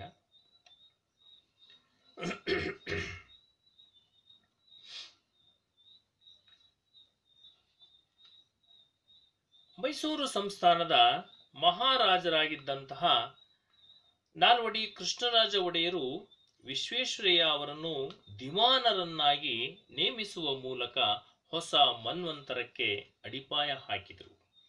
ಇವರ ಒಂದು ಕಾರ್ಯ ಸಾಧನೆಯನ್ನು ಕಂಡಂತಹ ನಾಲ್ವಡಿ ಕೃಷ್ಣರಾಜ ಒಡೆಯರವರು ವಿಶ್ವೇಶ್ವರಯ್ಯ ಅವರನ್ನ ಮೈಸೂರಿನ ದಿವಾನರನ್ನಾಗಿ ನೇಮಕ ಮಾಡ್ತಾರೆ. ಆ ನೇಮಕ ಮಾಡುವುದರ ಮೂಲಕ ಮೈಸೂರು ಸಂಸ್ಥಾನಕ್ಕೆ ಒಂದು ಹೊಸ ಅಧ್ಯಾಯಕ್ಕೆ, ಮನ್ವಂತರಕ್ಕೆ ಒಂದು ರೀತಿಯ ಅಡಿಗಲ್ಲನ್ನ ಹಾಕಿಕೊಟ್ಟಂತಾಯಿತು ಈ ಒಂದು ನಿರ್ಧಾರ. ಆಡಳಿತದಲ್ಲಿ ಹೊಸ ಮಾದರಿಯನ್ನು ಅನುಷ್ಠಾನಗೊಳಿಸಿ ಕಚೇರಿಯ ಕೆಲಸ ಕಾರ್ಯಗಳಲ್ಲಿ ಸುಧಾರಣೆಯನ್ನ ಈ ವಿಶ್ವೇಶ್ವರಯ್ಯ ಅವರು ತಂದರು. ಅಷ್ಟೇ ಅಲ್ಲದೆ ದಕ್ಷತೆ ಮತ್ತು ಪ್ರಾಮಾಣಿಕತೆಗೆ ಹೆಚ್ಚು ಒತ್ತು ಕೊಟ್ಟರು. ಸಂಸ್ಥಾನದಲ್ಲಿ ಸ್ಥಳೀಯ ಮಟ್ಟದಲ್ಲಿ ಕೇಂದ್ರೀಕೃತವಾಗಿದ್ದಂತಹ ನ್ಯಾಯಾಂಗ ಮತ್ತು ಕಾರ್ಯಾಂಗಗಳ ಅಧಿಕಾರವನ್ನ ಪ್ರತ್ಯೇಕಗೊಳಿಸಿದ್ರು. ನ್ಯಾಯಾಂಗ ಸಂಸ್ಥೆನೇ ಬೇರ್ಪಡಿಸಿದ್ರು, ಕಾರ್ಯಾಂಗ ಸಂಸ್ಥೆನೇ ಬೇರ್ಪಡಿಸಿದ್ರು. ಹಾಗಾಗಿ ನ್ಯಾಯಾಂಗ ಮತ್ತು ಕಾರ್ಯಾಂಗಗಳು ಎರಡು ಒಟ್ಟಿಗೆ ಇದ್ರೆ ಅದು ಅದಕ್ಕೆ ಅಭಿವೃದ್ಧಿ ಪಥದಕ್ಕೆ ಕುಂಠಿತ ಆಗ್ಬೋದು ಅಂತೇಳಿ ನ್ಯಾಯಾಂಗವನ್ನ ಒಂದು ಸಂಸ್ಥೆಯನ್ನು ಬೇರೆ ಮಾಡಿಕೊಂಡ್ರು, ಮತ್ತೆ ಕಾರ್ಯಾಂಗವನ್ನ ಬೇರೆ ಮಾಡಿಕೊಂಡ್ರು. ಗಾಂಧೀಜಿ ಅವರು ಮೈಸೂರಿನ ಆಡಳಿತ ರೀತಿಯನ್ನು ಮುಕ್ತ ಕಂಠದಿಂದ ಹಾಡಿ ಹೋಳಿದ್ರು. ಇದರಿಂದ ಮೈಸೂರು ಮಾದರಿ ಮೈಸೂರು ಎಂಬ ಹೊಸ ಆಡಳಿತವನ್ನ ಅಲ್ಲಿ ಮಾದರಿ ಅಂತಕ್ಕಂಥದ್ದು ಜನ್ಮ ತಾಳ್ತು. ಈ ವಿಶ್ವೇಶ್ವರಯ್ಯ ಅವರ ಕಾಲದಲ್ಲಿ ಮತ್ತೆ ನಾಲ್ವಡಿ ಕೃಷ್ಣರಾಜ ಒಡೆಯರ್ ಅವರ ಸಹಕಾರದೊಂದಿಗೆ ಮೈಸೂರು ಮಾದರಿ ಸಂಸ್ಥಾನವಾಗಿ ಅಥವಾ ಮೈಸೂರು ಮಾದರಿ ಎಂಬ ಹೊಸ ಆಡಳಿತ ಜನ್ಮ ತಾಳ್ತು. ವಿಶ್ವೇಶ್ವರಯ್ಯ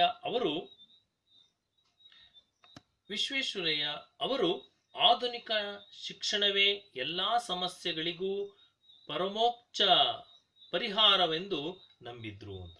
ಅಂದ್ರೆ ಹೊಸ ರೀತಿಯ ಶಿಕ್ಷಣ ಅಂತಕ್ಕಂಥದ್ದು ಎಲ್ಲಾ ಸಮಸ್ಯೆಗಳಿಗೂ ಕೂಡ ಅದೇ ಪರಮೋಚ್ಚ ಪರಿಹಾರ ಅಂತಕ್ಕಂಥದ್ದನ್ನ ನಂಬಿದ್ರು. ಹಾಗಾಗಿ ಶಿಕ್ಷಣವೇ ಸಂಜೀವಿನಿ ಎಂಬುದನ್ನು ಅರಿತಿದ್ದ ಅವರು ಶಿಕ್ಷಣದ ವಿವಿಧ ಯೋಜನೆಗಳನ್ನು ರೂಪಿಸಿದರು. ಅದಕ್ಕಾಗಿ 1913ರಲ್ಲಿ ಪ್ರಾಥಮಿಕ ಶಿಕ್ಷಣ ನಿಬಂಧನೆಯನ್ನು ಜಾರಿಗೆ ತಂದರು. 1913ರಲ್ಲಿ ಪ್ರಾಥಮಿಕ ಶಿಕ್ಷಣ ನಿಬಂಧನೆ ಅಂತಕ್ಕಂಥ ಒಂದು ಕಾನೂನು ಜಾರಿಗೆ ಬಂತು. ಪ್ರೌಢ ಶಿಕ್ಷಣ ಶಾಲೆಗಳು ಮದ್ರಾಸ್ ವಿಶ್ವವಿದ್ಯಾನಿಲಯದ ನಿಯಂತ್ರಣಕ್ಕೆ ಒಳಪಟ್ಟಿದ್ವು. ಇದನ್ನ ಬದಲಿಸಿ ಸಂಸ್ಥಾನವೇ ಪ್ರತ್ಯೇಕವಾದಂತಹ ಪ್ರೌಢ ಶಿಕ್ಷಣದ ಅಂತಿಮ ಪರೀಕ್ಷೆ ನಡೆಸುವ ಯೋಜನೆಯನ್ನು ಆರ್ಥಿಕ ಪರಿಷತ್ತಿನ ಮೂಲಕ ರೂಪುಗೊಳಿಸಿದ್ರು ಅಂತ. ಹಾಗೆಯೇ ಇಲ್ಲಿ ನಾವು ಕಾಣಬಹುದಾಗಿದೆ, ಪ್ರೌಢ ಶಿಕ್ಷಣ ಅಂತಕ್ಕಂಥದ್ದು ಮದ್ರಾಸ್ ವಿಶ್ವವಿದ್ಯಾಲಯದ ಒಂದು ನಿಯಂತ್ರಣಕ್ಕೊಳಪಟ್ಟಿದ್ದನ್ನ ಅಲ್ಲಿ ಏನ್ ಮಾಡಿದ್ರು, ಅದನ್ನ ಬೇರ್ಪಡಿಸಿ ಅಂತಿಮ ಪರೀಕ್ಷೆಯನ್ನ ಆರ್ಥಿಕ ಪರಿಷತ್ತಿನ ಮೂಲಕ ಅದನ್ನ ರೂಪುಗೊಳಿಸಿದ್ರು ಅಂತ. ನಂತರ ಈ ವಿಶ್ವೇಶ್ವರಯ್ಯನವರು ಮೈಸೂರು ವಿಶ್ವವಿದ್ಯಾನಿಲಯದ ಸ್ಥಾಪನೆ ಇವರ ದೂರದೃಷ್ಟಿಯ ಮತ್ತೊಂದು ಫಲಶ್ರುತಿಯಾಗಿತ್ತು. ಶಿಕ್ಷಣಕ್ಕಾಗಿ ಶಿಕ್ಷಣ ಇರಬೇಕು, ಅದು ಕೆಲವೇ ಜನರ ಸೊತ್ತಾಗದೆ ಪ್ರಗತಿಪರ ರಾಜ್ಯದಲ್ಲಿ ಎಲ್ಲರ ಆಜನ್ಮ ಸಿದ್ಧ ಹಕ್ಕಾಗಬೇಕು ಎಂಬುದನ್ನ ಮನಗಂಡಂತಹ ಇವರು ತಾಂತ್ರಿಕ ಮತ್ತು ವೃತ್ತಿಪರ ಶಿಕ್ಷಣಕ್ಕೆ ಹೆಚ್ಚಿನ ಆದ್ಯತೆಯನ್ನು ಕೂಡ ನೀಡ್ತಾ ಬಂದರು. ವಿದ್ಯಾರ್ಥಿಗಳೇ, ನೀವು ಚಿತ್ರದಲ್ಲಿ ಕಾಣಬಹುದು, ಜೆ ಚಾಮರಾಜೇಂದ್ರ ತಾಂತ್ರಿಕ ಸಂಸ್ಥೆ ಮೈಸೂರು, ಅಲ್ಲಿ ಮೈಸೂರಿನಲ್ಲಿ ಒಂದು ತಾಂತ್ರಿಕ ಸಂಸ್ಥೆಯನ್ನ ಅಥವಾ ತಾಂತ್ರಿಕತೆಯ ಬಗ್ಗೆ ಒಂದು ಕಾಲೇಜನ್ನ ಪ್ರಾರಂಭ ಮಾಡ್ತಾರೆ. ಹಾಗೆ ಬೆಂಗಳೂರಿನಲ್ಲೂ ಸಹ ಮೆಕ್ಯಾನಿಕಲ್ ಇಂಜಿನಿಯರಿಂಗ್ ಶಾಖೆಯನ್ನ ಅವರು ಪ್ರಾರಂಭ ಮಾಡ್ತಾರೆ. ಹಾಗೇನೆ ವಿಶ್ವೇಶ್ವರಯ್ಯ ಅವರು ಈ ಮೆಕ್ಯಾನಿಕಲ್ ಇಂಜಿನಿಯರಿಂಗ್ ಶಾಲೆ, ಬೆಂಗಳೂರಿನಲ್ಲಿ ಮೆಕ್ಯಾನಿಕಲ್ ಇಂಜಿನಿಯರಿಂಗ್ ಶಾಲೆ ಮತ್ತೆ ಮೈಸೂರಿನಲ್ಲಿ ಚಾಮರಾಜೇಂದ್ರ ತಾಂತ್ರಿಕ ಸಂಸ್ಥೆಗಳನ್ನ ಪ್ರಾರಂಭಿಸಿದ್ರು. ಮತ್ತೆ ಏಕೀಕೃತ ಕರ್ನಾಟಕದ ಒಂದು ರಚನೆ ಮತ್ತು ಕನ್ನಡ ಭಾಷೆ ಹಾಗೂ ಸಾಹಿತ್ಯಗಳ ಬಗ್ಗೆ ಸಾರ್ವಜನಿಕರಲ್ಲಿ ಉಂಟಾಗಿದ್ದ ಒಲವನ್ನು ಮನಗಂಡಂತಹ ಇವರು ಏನ್ ಮಾಡ್ತಾರೆ, ಬೆಂಗಳೂರಿನಲ್ಲಿ ಕನ್ನಡ ಸಾಹಿತ್ಯ ಪರಿಷತ್ತನ್ನ 1915ರಲ್ಲಿ ಬೆಂಗಳೂರಿನಲ್ಲಿ ಸ್ಥಾಪನೆ ಮಾಡ್ತಾರೆ. ಕನ್ನಡ ಸಾಹಿತ್ಯ ಪರಿಷತ್ತು ಅಂತಕ್ಕಂಥದ್ದು 1915ರಲ್ಲಿ ಅದು ಪ್ರಾರಂಭ ಆಗುತ್ತೆ, ಅದು ಬೆಂಗಳೂರಿನಲ್ಲಿ ಪ್ರಾರಂಭ ಆಗುತ್ತೆ. ಇದು ಇವರ ಕಾಲದ ಮತ್ತೊಂದು ಮಹತ್ವದ ಸಾಧನೆಯಾಗಿದೆ ಅಂದ್ರೂ ತಪ್ಪಾಗಲಾರದು. ವಿಶ್ವೇಶ್ವರಯ್ಯ ಅವರು ಕೈಗಾರಿಕೆಗೆ ಅಗ್ರ ಪ್ರಾಶಸ್ತ್ಯ ನೀಡಿದ್ರು. ಕೈಗಾರೀಕರಣ ಇಲ್ಲವೇ ಅವನತಿ ಅಂತಕ್ಕಂಥ ಒಂದು ಘೋಷಣೆಯನ್ನು ಮಾಡಿದ್ರು. ಅದಕ್ಕಾಗಿ ಅದರ ಪ್ರತಿಫಲವಾಗಿಯೇ ಭದ್ರಾವತಿಯಲ್ಲಿ ಕಬ್ಬಿಣ ಮತ್ತು ಉಕ್ಕು ಕಾರ್ಖಾನೆಯನ್ನ ಸ್ಥಾಪಿಸ್ತಕ್ಕಂಥದ್ದು ಅವರ ದೊಡ್ಡ ಗುರಿ ಕೂಡ ಆಗಿತ್ತು. ಅದರಂತೆ ಭದ್ರಾವತಿಯಲ್ಲಿ ಕಬ್ಬಿಣ ಮತ್ತು ಉಕ್ಕಿನ ಕಾರ್ಖಾನೆಯನ್ನ ಸ್ಥಾಪನೆ ಮಾಡಿದ್ರು. ಜೊತೆಗೆ ಇಷ್ಟಲ್ಲದೆ ಅವರ ಒಂದು ಕಾರ್ಯವೈಖರಿ ಅಲ್ಲಿಗೆ ನಿಲ್ಲಲಿಲ್ಲ. ಇದಲ್ಲದೆ ಹೆಂಚಿನ ಕಾರ್ಖಾನೆ ಮಂಗಳೂರಿನಲ್ಲಿ, ನೀವು ಕೇಳಿರ್ಬೋದು, ಮಂಗಳೂರು ಹೆಂಚು ಅಂತಲೇ ಪ್ರಸಿದ್ಧಿಯನ್ನ ಪಡೆದಿರ್ತಕ್ಕಂಥದ್ದು. ಮಂಗಳೂರಿನಲ್ಲಿ ಹೆಂಚಿನ ಕಾರ್ಖಾನೆ ಅಂತಕ್ಕಂಥದ್ದನ್ನ ಸ್ಥಾಪನೆ ಮಾಡಿದ್ರು. ಮೂಳೆ ಮತ್ತು ಗೊಬ್ಬರ ತಯಾರಿಕಾ ಸ್ಥಾವರವನ್ನ ಸ್ಥಾಪನೆ ಮಾಡಿದ್ರು. ಮತ್ತೆ ಸಕ್ಕರೆ ಕಾರ್ಖಾನೆ, ಔಷಧಿ ತಯಾರಿಕಾ ಘಟಕ, ಗಂಧದ ಎಣ್ಣೆ, ಬೆಂಕಿ ಕಡ್ಡಿ ಹಾಗೂ ಕಾಗದದ ಕಾರ್ಖಾನೆಗಳು ಸ್ಥಾಪಿತವಾದವು. ಸೋಪು ಮತ್ತು ಲೋಹ ತಯಾರಿಕೆ, ಕಲೆ ಮತ್ತು ಕರಕುಶಲ ಡಿಪೋ, ಕೃಷ್ಣರಾಜೇಂದ್ರ ಬಟ್ಟೆ ಗಿರಣಿ, ಕಾಗದದ ತಿರುಳು, ರಟ್ಟು, ಪೆನ್ಸಿಲ್ ಮತ್ತು ಬೆಂಕಿ ಕಡ್ಡಿ ಮತ್ತು ಪೀಠೋಪಕರಣಗಳ ತಯಾರಿಕಾ ಘಟಕಗಳನ್ನು ಸಹ, ಹೀಗೆ ನೂರಾರು ಕೈಗಾರಿಕೆಗಳನ್ನ ವಿಶ್ವೇಶ್ವರಯ್ಯ ಅವರು ಕರ್ನಾಟಕದಲ್ಲಿ ಅಥವಾ ಮೈಸೂರು ಸಂಸ್ಥಾನದಲ್ಲಿ ಸ್ಥಾಪನೆ ಮಾಡ್ತಾರೆ. ಇದು ಅವರಲ್ಲಿದ್ದಂತಹ ಗುಡಿ ಮತ್ತು ಕೈಗಾರಿಕೆಗಳು ಅಥವಾ ಕೈಗಾರಿಕಾ ಕ್ರಾಂತಿಯನ್ನೇ ಉಂಟು ಮಾಡಿದಂತಹ ಒಬ್ಬ ಮಹಾನ್ ಶಿಲ್ಪಿ ಅಂತಂದ್ರೆ ವಿಶ್ವೇಶ್ವರಯ್ಯನವರು. ಜೊತೆಗೆ ಈ ಎಲ್ಲಾ ಕಾರ್ಯಗಳ ಜೊತೆಗೆ ರಾಜ್ಯದ ಆರ್ಥಿಕ ಚಟುವಟಿಕೆಗಳಿಗೆ ಭದ್ರವಾದಂತಹ ಒಂದು ಬುನಾದಿಯನ್ನ ಹಾಕಿಕೊಟ್ರು. ಈ ರಾಜ್ಯದ ಆರ್ಥಿಕ ಚಟುವಟಿಕೆಗಳಿಗೆ ಭದ್ರ ಬುನಾದಿ ಹಾಕುವ ಉದ್ದೇಶದಿಂದ ಹಣಕಾಸು ನೀತಿಯಲ್ಲಿ ಮಾರ್ಪಾಡನ್ನ ಮಾಡಿದ್ರು. ಇದಕ್ಕಾಗಿ 1913ರಲ್ಲಿ ಒಂದು ಮೈಸೂರು ಬ್ಯಾಂಕ್ ಅನ್ನ ಸ್ಥಾಪನೆ ಮಾಡ್ತಾರೆ. ಅನಂತರ ಉಳಿತಾಯ ಬ್ಯಾಂಕುಗಳು ಅದರ ಜೊತೆಯಲ್ಲಿ ಅಸ್ತಿತ್ವಕ್ಕೆ ಬರ್ತವೆ.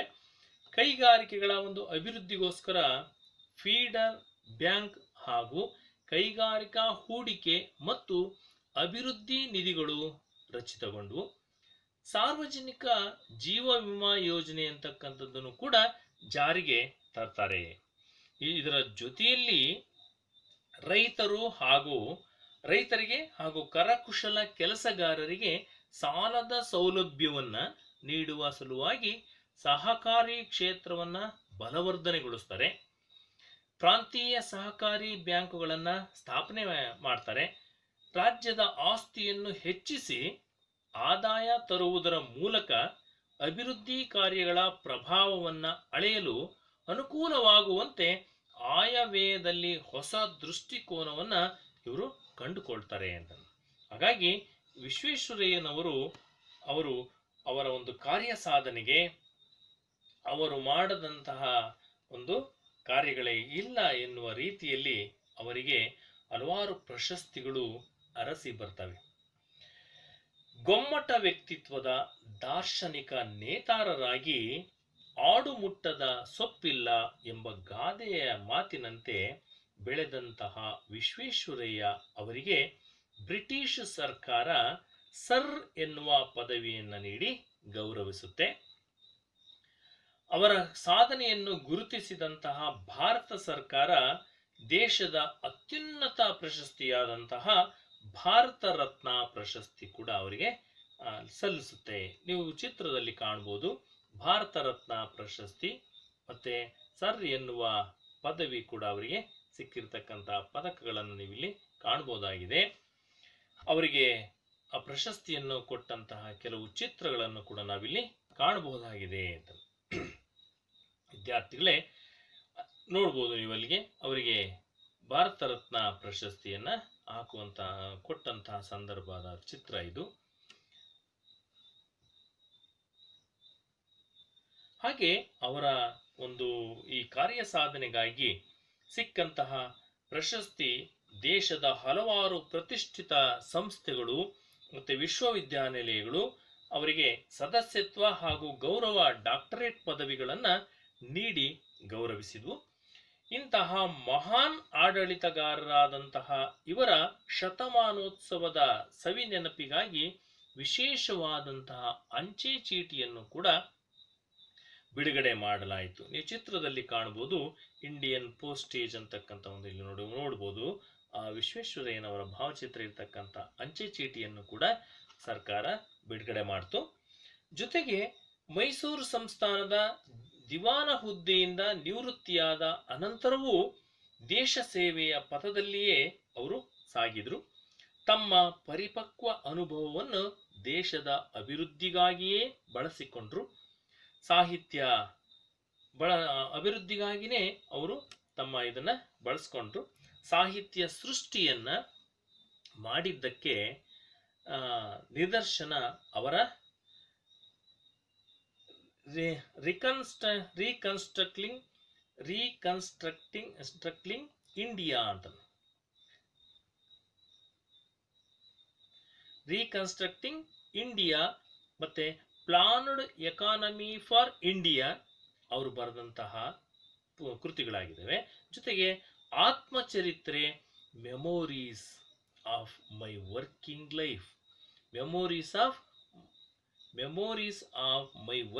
Life nation building plan for India ಇವು ಅವ್ರು ಬರೆದಿರ್ತಕ್ಕಂತಹ ಕೃತಿಗಳಾಗಿದ್ದಾವೆ. ಅಂದ್ರೆ ಇವರು ಕೇವಲ ಒಬ್ಬ ಇಂಜಿನಿಯರ್ ಆಗಿ ಕೆಲಸ ಮಾಡಿದ್ದಷ್ಟೇ ಅಲ್ಲ, ಒಬ್ಬ ಆಡಳಿತಗಾರರಾಗಿ ಕೆಲಸ ಮಾಡಿದ್ದಷ್ಟೇ ಅಲ್ಲ, ಇವರು ಸ್ವತಃ ಒಬ್ಬ ಲೇಖಕರಾಗಿ ಅಥವಾ ಸಾಹಿತಿಯಾಗಿ ಈ ಕೃತಿಗಳನ್ನು ಕೂಡ ಬರೀತಾರೆ. ಇವರು ಸೆಪ್ಟೆಂಬರ್ 15, 1960ರಂದು ಶತಮಾನೋತ್ಸವ ಅಭಿನಂದನೆ ಸರ್ MV ಅಭಿನಂದನಾ ಗ್ರಂಥವನ್ನ ಪ್ರಕಟಿಸಲಾಯಿತು. ಇವರು ಸುಮಾರು 102 ವರ್ಷ ತುಂಬು ಜೀವನವನ್ನ ಪೂರೈಸಿದಂತಹ ಸರ್ MV ಅವರು 1962ರಲ್ಲಿ ಇಹಲೋಕವನ್ನ ತ್ಯಜಿಸ್ತಾರೆ. ಇವರ ಹುಟ್ಟುಹಬ್ಬದ ನೆನಪಿಗಾಗಿ ಇಂದಿಗೂ ಸಹ ಇವರ ಒಂದು ಹುಟ್ಟುಹಬ್ಬವನ್ನ ಇಂಜಿನಿಯರ್ಸ್ ಡೇ ಅಂತಂದೇಳಿ ಇಂಜಿನಿಯರ್ಸ್ ಡೇ ಅಂತಂದೇಳಿ ಆಚರಣೆಯನ್ನು ಮಾಡ್ತಕ್ಕಂಥದ್ದನ್ನು ನಾವು ಕಾಣ್ಬೋದಾಗಿದೆ ಅಂತ. ಅಂದರೆ ಸರ್ ಎಂ ವಿಶ್ವೇಶ್ವರಯ್ಯ ಅವರು 102 ವರ್ಷದ ತುಂಬು ಜೀವನವನ್ನು ನಡೆಸಿ ಅವರು ರಿಟೈರ್ಡ್ ಆದರೂ ಸಹ, ನಿವೃತ್ತಿ ಆದರೂ ಸಹ ಅವರ ಸೇವೆ ನಮ್ಮ ಮೈಸೂರು ಸಂಸ್ಥಾನಕ್ಕೆ ಅಥವಾ ಕನ್ನಡ ನಾಡಿಗೆ ಅವರ ಸೇವೆ ಅನುಪಮವಾದಂತಹ ಸೇವೆಯನ್ನು ಸಲ್ಲಿಸಿರ್ತಕ್ಕಂತಹ ಮಹಾನ್ ಚೇತನ ಇವರು. ಹಾಗಾಗಿ ಇವರು ನಮ್ಮ ಕನ್ನಡದ ಹೆಮ್ಮೆಯ ಒಂದು ಭಾಗ್ಯಶಿಲ್ಪಿಗಳು ಅಂತಂದರೆ ತಪ್ಪಾಗಲಾರದು ಅಂತಕ್ಕಂಥ ಮಾತನ್ನು ಹೇಳ್ತಾ ಈ ಗದ್ಯ ಭಾಗವನ್ನು ಮುಗಿಸ್ತಾ ಇದ್ದೇನೆ. ವಿದ್ಯಾರ್ಥಿಗಳೇ, ಇಲ್ಲಿಗೆ ಈ ಭಾಗ್ಯಶಿಲ್ಪಿಗಳು ಗದ್ಯ ಭಾಗವನ್ನು ನಾವು ಇವತ್ತು ತಿಳ್ಕೊಂಡದಾಯಿತು. ನಮಸ್ತೆ.